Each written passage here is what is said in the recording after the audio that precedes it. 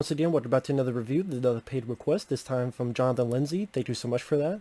And for those interested in requesting pretty much any type of videos or anything of the sort, topics, reactions, links, links? What the hell do I mean? Links. Get ahead of myself. Reviews, topics, commentaries, randomness, whatever may be, re-reviews, reviews. Feel free to send them either directly to my PayPal or join my Patreon. The links are down below in the info box. God, I'm getting tongue twisted. I don't know why. But this is for another episode of the Animaniacs. Number 62. It's another Halloween episode. And this one, I would say, is one of the lesser ones for me. It was okay. It was a time waster, but I would not say this is one of the ones I liked a lot. Like, it was okay.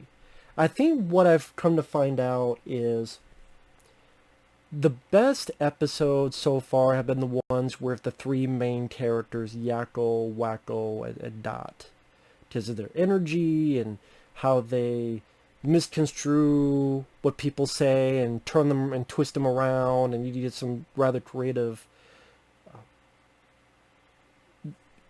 utilizations of phrases and words, and then also references, some that will maybe younger people might not get, but older will understand a bit more. I mean, this, you have a few other side characters that I just don't think are as energetic or interesting.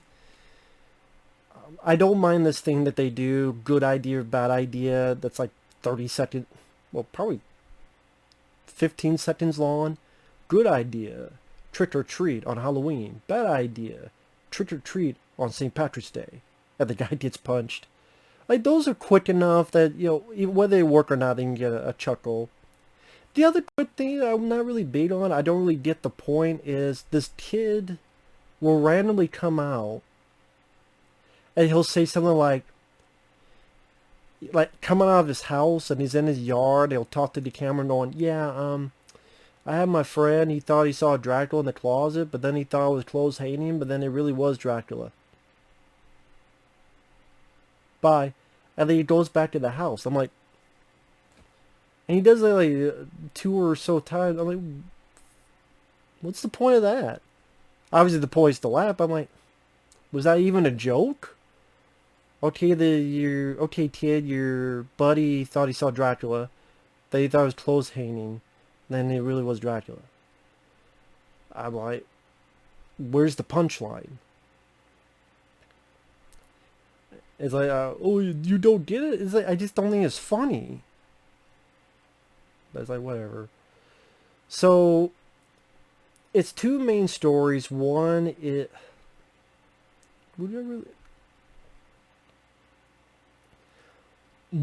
two stories. One is with Slappy the Squirrel, and the other is with Rita and Runt. And the first story, Slappy the Squirrel, pretty much she's a grumpy, like, grandma type of, grumpy bitch who has this little squirrel, Skippy, which his costume, I think, is supposed to be Buster Bunny from Tiny Toons. I could be wrong. It's kind of looked like. Anyway, they're going trick-or-treating.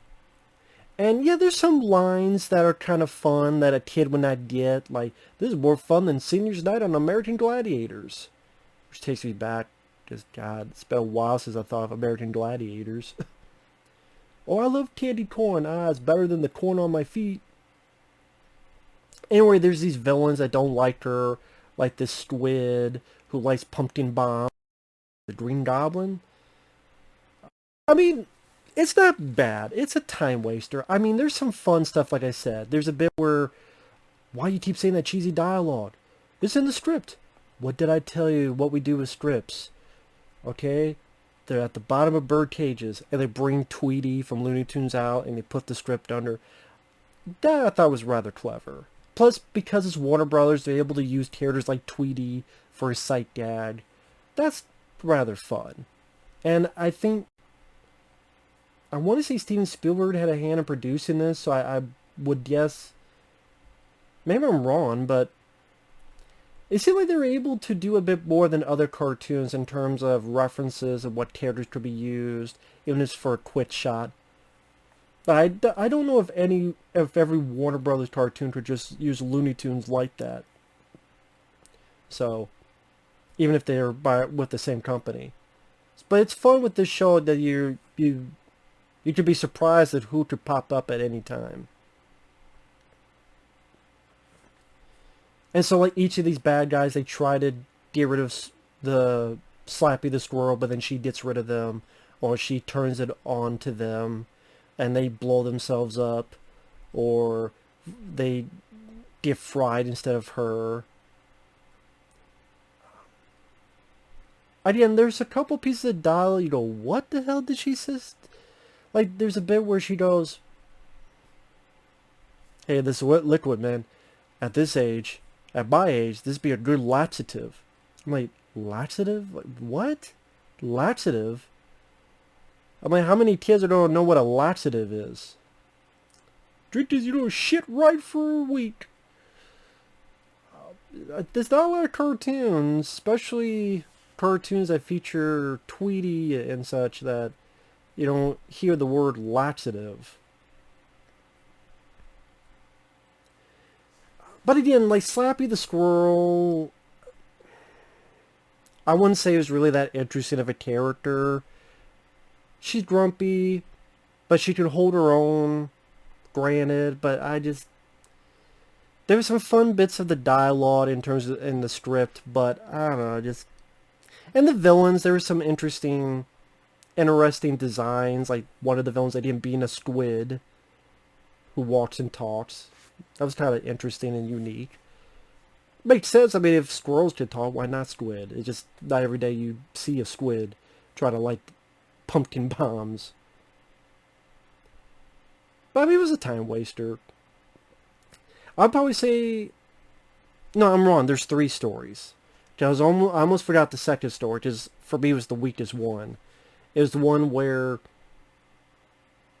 it's about Salem's witch trials, and this guy has a song about hunting witches, and then it's Rita and Runt. And so far, I would say, and sorry, my nose is itching, these are my least favorite characters so far in this Animaniacs show.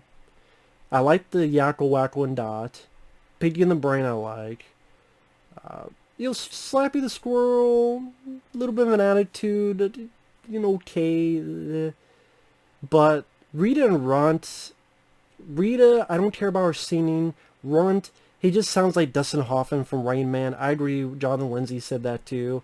And I actually thought of that. So it's nice that he told me via Facebook, like, hey, he sounds like Dustin Hoffman from Rain Man. I'm like, oh, I thought I was the only one that thought that. But he thought it too. Yeah, he does. But I don't know if that's what they're going for, because Dustin Hoffman Rain Man, is that the type of character they're going for with the Runt character? Or they just have him sound like Dustin Hoffman from Rain Man just because? Or he's not supposed to be smart, the Runt character, but I didn't know.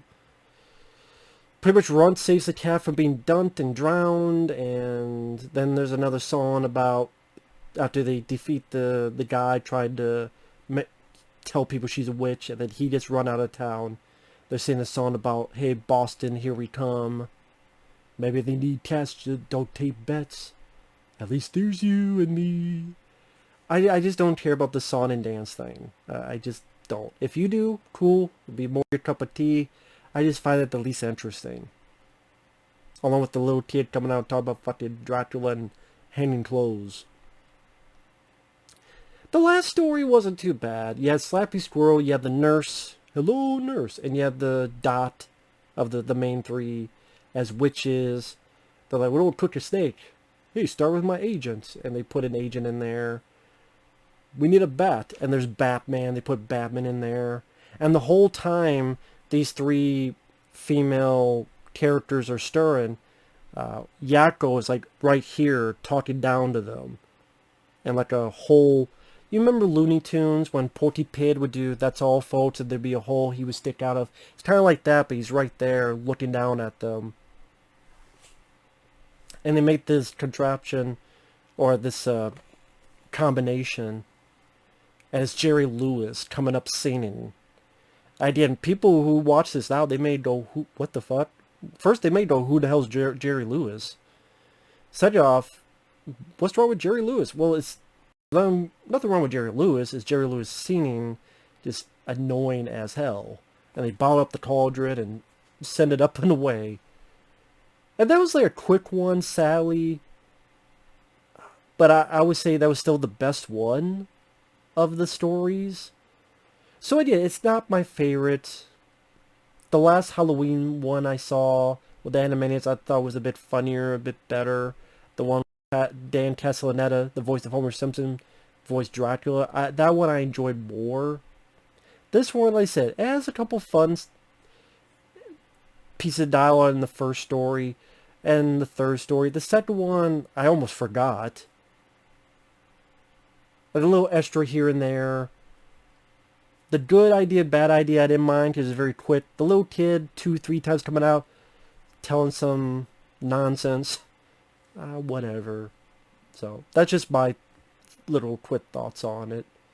But either way, thanks for watching. Take care. We'll see you guys later. Bye-bye.